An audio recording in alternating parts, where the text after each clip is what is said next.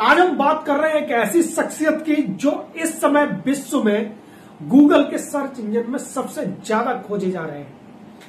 महाराष्ट्र की राजनीति में भूचाल लाने वाले, कभी जिस पार्टी में सबसे छोटे पद पर रहकर अपने राजनीतिक कैरियर की शुरुआत की, उसी पार्टी के मुखिया को और समय आने पर पूरी पार्टी को घुटनों पर लाकर खड़ा करने वाले, शुरुआती दौर में ऑटो चलाकर अपना जीवन यापन किया और आगे चलकर जिस शहर में ऑटो चलाया उसी शहर में शहरी विकास मंत्री बनने तक का सफर करने के बाद उसी सरकार को पटकने वाले, जो कभी ठाणे मुंबई का दादा भी हुआ करते थे। जी हां, हम बात कर रहे हैं एकनाथ शिंदे, वही एकनाथ शिंदे जिन्होंने महाराष्ट्र सरकार को पलट कर रख दिया है।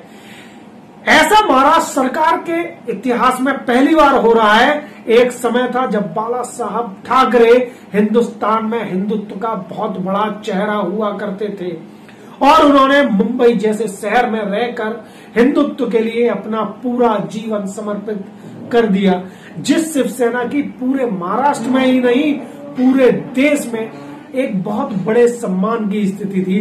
वही शिवसेना जो कट्टर हिंदुत्व के लिए जानी जाती रही है।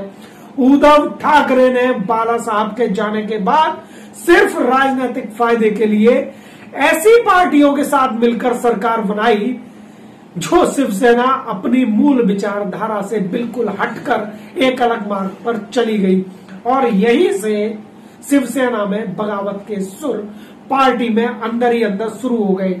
उद्धव ठाकरे द्वारा अपने ही विधायकों और मंत्रियों की उपेक्षा, अपने पुत्र आदित्य ठाकरे के गलत व्यवहार पर रोक नहीं लगा पाना, सुशांत मर्डर केस, साधुओं की हत्या, इन सब घटनाओं ने पार्टी को बिखेरने में आग में घी डालने का काम किया।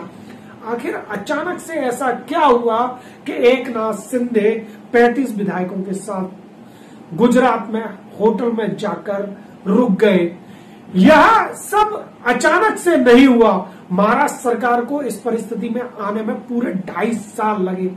हालांकि शिवसेना प्रमुख उद्धव ठाकरे ने शिंदे को मनाने की बहुत कोशिश की, यहां तक कि अपनी कुर्सी छोड़ने तक की बात कही, लेकिन तब तक बहुत देर हो चुकी थी और गेंद बीजेपी के पाले में चली गई थी। पहले शिंदे को मुख्यमंत्री बनाना लगभग तय माना गया था, लेकिन राजनीति ने फिर करवट बदली और आज फिर से फडणवीस को मुख्यमंत्री पद का प्रमुख दावेदार माना जा रहा है। यह घटना हर पार्टी के लिए सीख है। पार्टी कोई भी हो, किसी एक नेता के दम पर नहीं चलती। तानाशाही और अपने पदाधिकारियों, विधायकों और मंत्रियों की अनदेखी करने पर ऐसी नौबत किसी भी पार्टी में आ सकती है। आगे चक्रव्यूह में फंसी महाराष्ट्र की राजनीति में किस तरफ करवट लेगी और शिंदे महाराष्ट्र की राजनीति में आगे चलकर क्या भूमिका निभाएंगे, यह तो समय ही बताएगा। देखते रहिए बीबीसी भारत प्रवीण यादव के साथ। नमस्कार।